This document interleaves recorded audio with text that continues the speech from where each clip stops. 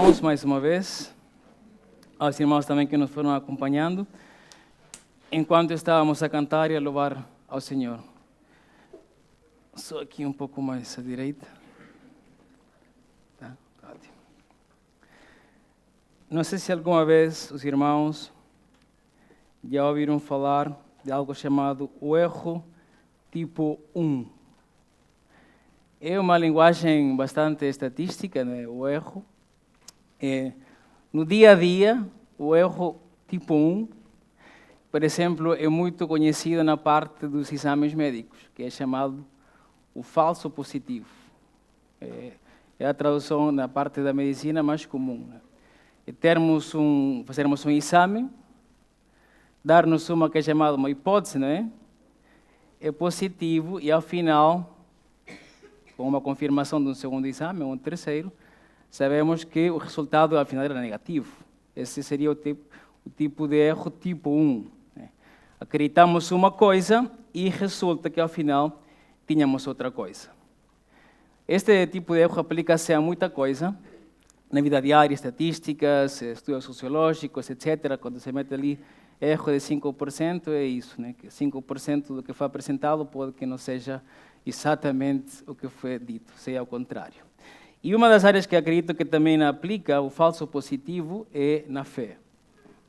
E muitas vezes nós acreditarmos uma coisa e estarmos convencidos de que é verdadeira, estarmos aí convencidos já, afinal é isto, e depois, muitas vezes tarde, descobrimos o contrário. Estivemos aferrados a um falso positivo e acabamos por pagar seriamente as consequências. E há uma carta no Novo Testamento que o apóstolo Paulo, que ele vai fazer, é exatamente isso. É desmascarar, revelar um falso positivo que a igreja estava a acreditar. Pessoas estavam a acreditar uma coisa e Paulo sente a necessidade de escrever uma carta, porque era urgente que a igreja soubesse que estava a acreditar num falso positivo.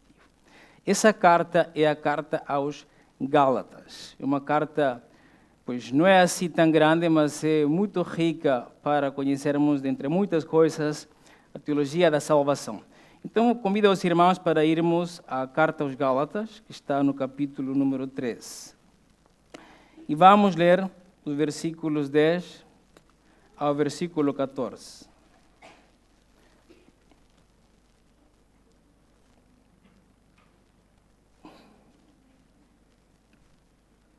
Gálatas capítulo 3, do versículo 10 ao 14. Está ali depois de Romanos, depois das cartas aos Coríntios.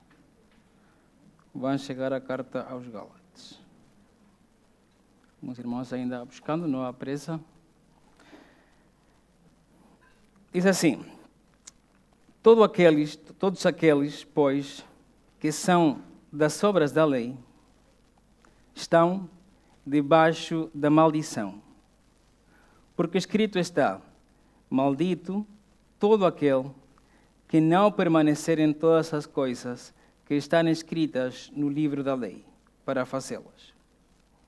E é evidente que pela lei ninguém será justificado diante de Deus, porque o justo viverá da fé. Ora, a lei não é da fé, mas o homem que fizer estas coisas, por elas viverá. Cristo nos resgatou da maldição da lei, fazendo-se maldição por nós.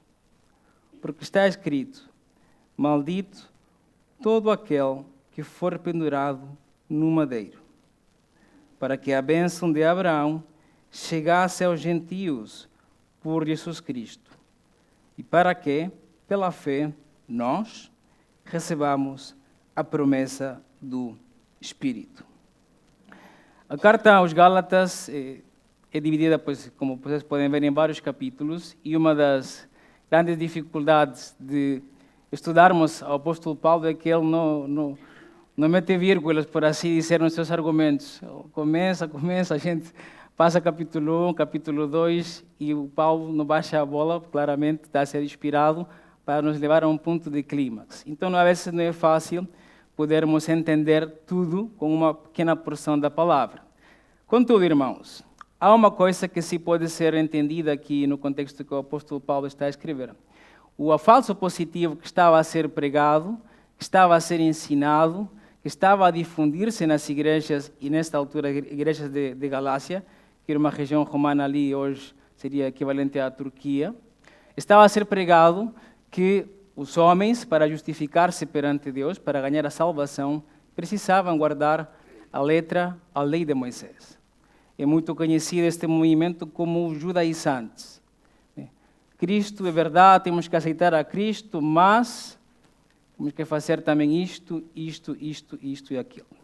A partir dali, o apóstolo Paulo, como em esta carta aos Gálatas e também a carta aos Romanos, ele vai desmentir e vai tirar isto. E ele o faz de uma forma bastante criativa, que vai dar no cerne dos judaizantes, que é consultar a própria lei. Reparam o que está dito no versículo 10. Porque escrito está. E Paulo vai utilizar uma referência a Deuteronômio, capítulo 27. Diz, maldito todo aquele que não permanecer em todas as coisas que estão escritas no livro da lei, para fazê-las. Ou seja, não era suficiente fazer 99 coisas das 100 que Deus manda. Bastava essa e a pessoa já era considerada maldita. Este versículo, em caso os irmãos podem depois ler a passagem, aí versículo 20, capítulo 26, 27 e 28, está a ser narrado está a ser, aliás, instruído como será feita uma espécie de liturgia quando o povo passasse à terra prometida. Haviam 2 montes, o monte Gerizim e o monte Ebal. Se alguns irmãos já foi a Jerusalém, aí essas questões é uma das visitas típicas, né? Eu nunca fui, né? Mas sei que fazem isso. E então 6 das tribos das 12 ficavam em Monte Ebal e as outras 6 ficavam no Monte Gerizim. Isso foi quando entraram à terra. E então, ali no Deuteronômio, havia certas bênçãos que tinham que ser ditas. E o povo dizia a cada bênção, amém. Né?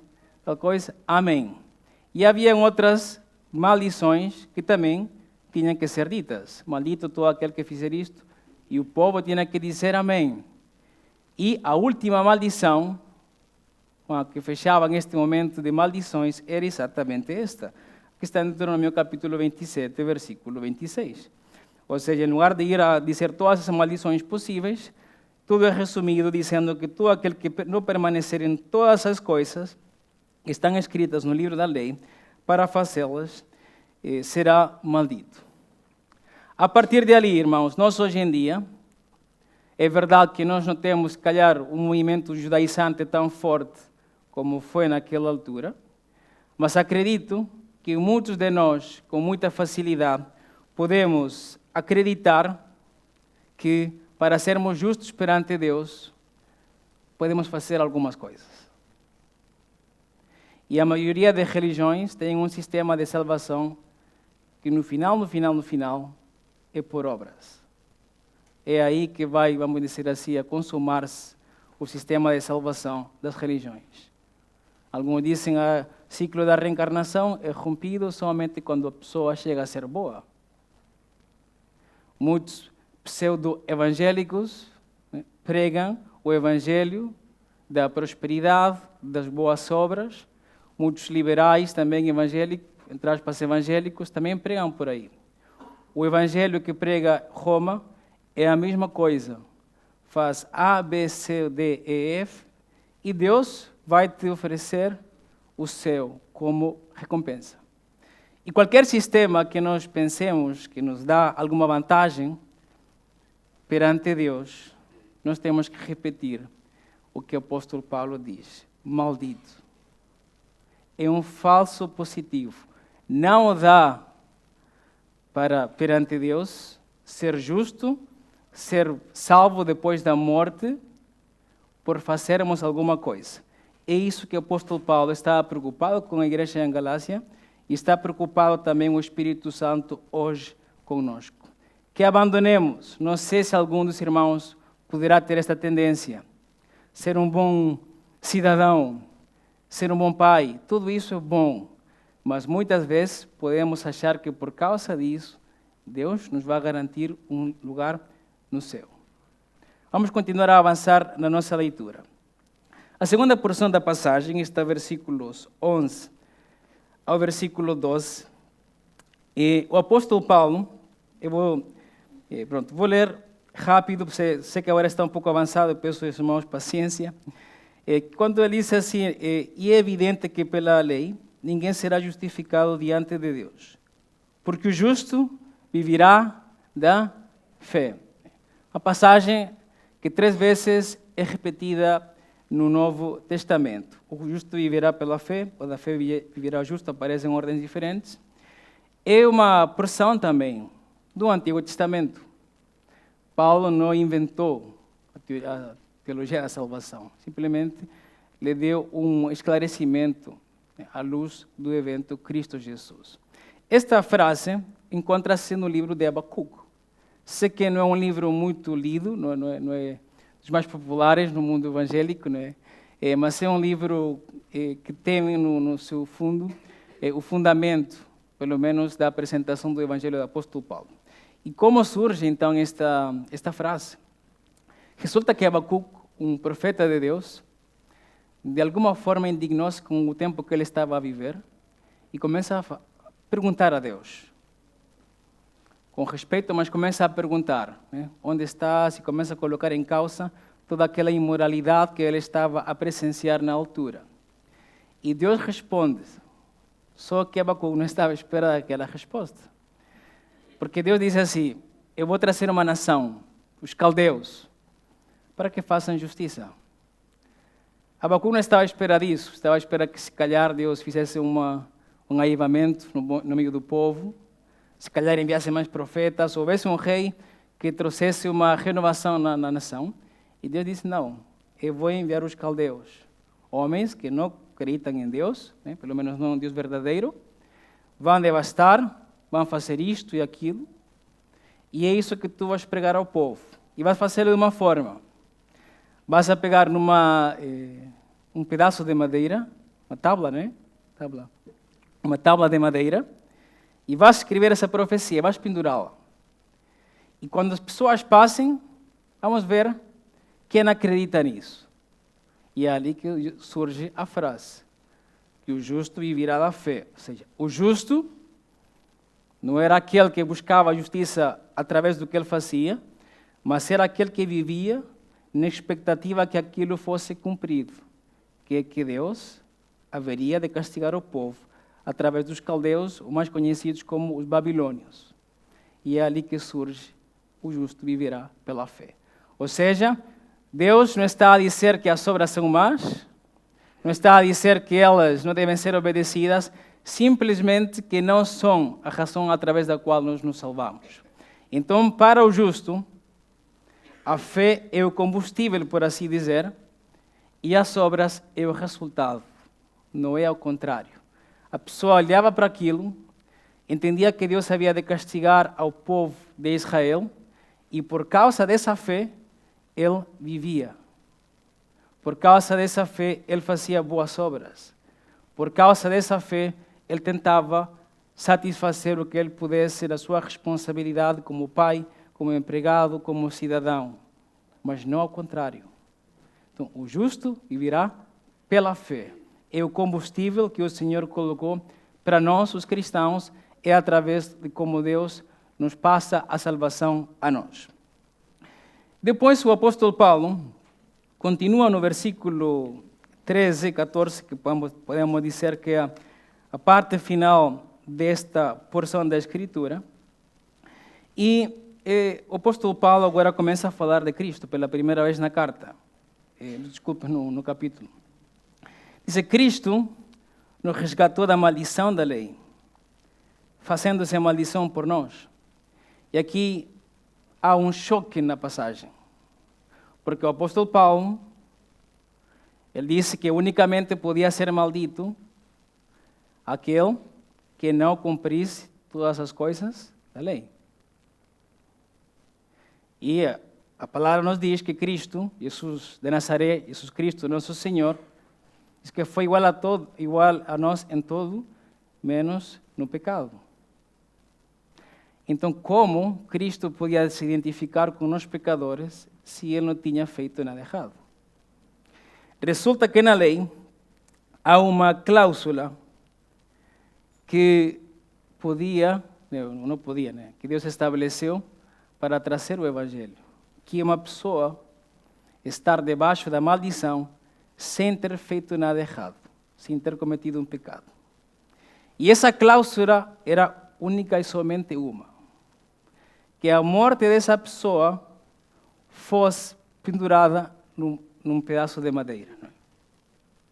Era a única forma que uma pessoa que não cometeu pecado fosse considerada entre os pecadores. E é ali que o apóstolo Paulo vai citar mais uma vez Deuteronômio, dizendo, e vai ser a mesma coisa, cita Deuteronômio, porque está escrito, maldito todo aquele que for pendurado no madeiro. Eu já ouvi pregadores a dizer que a forma de Cristo morrer era indiferente, era inegociável, ou era negociável, era negociável ou era indiferente. Dizem que podia ter morrido de qualquer forma, mas não é verdade. Cristo tinha que morrer da forma mais humilhante possível e, principalmente, pendurado num madeiro. E era a única forma na qual Cristo podia ser contado como um de nós, como que está aqui escrito, debaixo da maldição. Então, a cruz para nós não é opção A, ou podia ser uma lança, não. Tinha que ser uma cruz. Quando Cristo Jesus veio ao mundo, ele estava consciente que a única forma de ser considerado entre os pecadores, sem ter cometido um pecado, era através de sua morte. Por causa disso, ele obedeceu ao Senhor por amor ao Pai e por amor também a seu povo. O apóstolo Paulo continua, seu argumento continua, podem continuar depois em casa, versículo 14. Para que a bênção de Abraão chegasse aos gentios por Jesus Cristo, e para que pela fé nós recebamos a promessa do Espírito. Resulta, irmãos, que quando em Gênesis capítulo 12, versículo 1 ao 3, Deus dá a promessa a Abraão, Deus não fala exatamente como haveria de concretar-se essa promessa. É uma promessa que diz assim, em ti serão benditas todas as famílias da terra. E o apóstolo Paulo vai ir a buscar isto, porque isto é antes da lei, 430 anos antes da lei. Ele diz assim, essa promessa que foi dada a Abraão cumpre-se nas pessoas, não é através da obediência à lei, mas sim através de acreditar no Evangelho de Cristo. E através disso é que nós podemos receber a bênção, não mais uma terra, não mais paz, como foi dado na primeira aliança, mas sim Deus conosco, o Espírito Santo no dia a dia. Amém?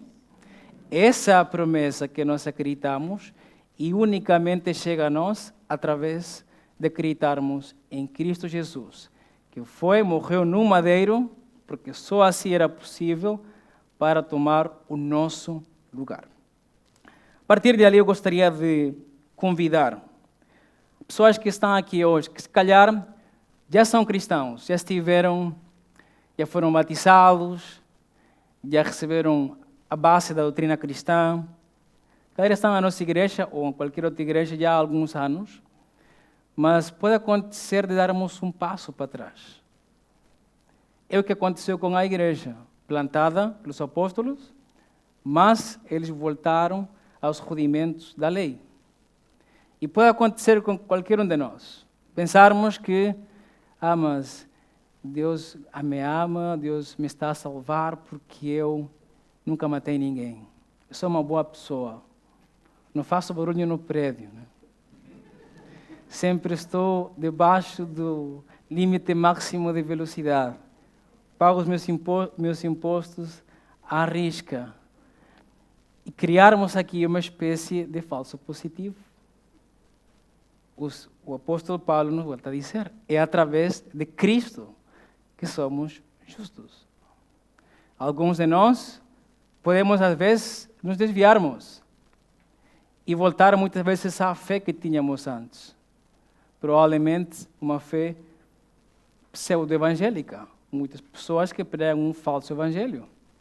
A fé romana que obriga as pessoas a cumprirem tarefas para a salvação. Ou a outra religião, onde as pessoas são obrigadas a fazer isto ou aquilo para ganharem o céu. Paulo volta a dizer o mesmo, é Cristo Jesus. Também hoje nós podemos ter pessoas que nunca estiveram na nossa igreja ou que estão a visitar-nos e nunca tinham ouvido o Evangelho. Esta apresentação aqui do apóstolo Paulo é, em essência, o Evangelho, a forma de uma pessoa se salvar. E nós, como igreja, queremos convidá-lo a que também abra mão desse falso positivo. Que deixe de pensar que Deus vai salvá-lo por algo que você fez. E sim, comece a acreditar que será salvo por acreditar por algo que Cristo fez por si. É esse o nosso convite que nós acreditamos que tem sustento na palavra. O apóstolo Paulo prega mais uma vez. E nós também queremos que passem a ser parte da nossa família. Como o apóstolo Paulo, aqui fala, nós recebamos a promessa do Espírito. Nós, entenda-se aqui, igreja. E esse é o convite que nós fazemos. Não há maior bem espiritual que a presença do Espírito de Deus na nossa vida. Vamos orar. Te agradecemos, Senhor, mais uma vez pela Tua palavra. Obrigado por esta carta, Senhor, que nos liberta de falsos evangelhos. O Teu povo sofreu naquela altura com falsos profetas, falsos ensinamentos, com a tendência de voltar ao passado, com esta vontade das pessoas tentarem se justificar perante Ti através da lei. Mas te agradecemos, Senhor, pelo apóstolo Paulo, te agradecemos porque o Teu Espírito o inspirou para deixar-nos esta preciosa carta e nesta passagem entendermos que somente através de Cristo somos salvos. Que esse madeiro que estava ali, Senhor, foi colocado por Ti, foi estabelecido por Ti, porque era o único caminho para Cristo se identificar com nós e nos salvar. Te agradecemos profundamente por isso, porque sem esse sacrifício estávamos perdidos, debaixo da maldição, nesta vida e na próxima. Mas obrigado, Pai, te agradecemos por esse envio de Teu Filho, mas também queremos que mais pessoas saibam isto, que mais pessoas aqui em Portugal, no Brasil e ao redor do mundo possam ouvir a boa notícia, serem libertos e das obras para se salvarem, mas também para ter uma fé que sustentará, é verdade, uma vida correta perante Ti.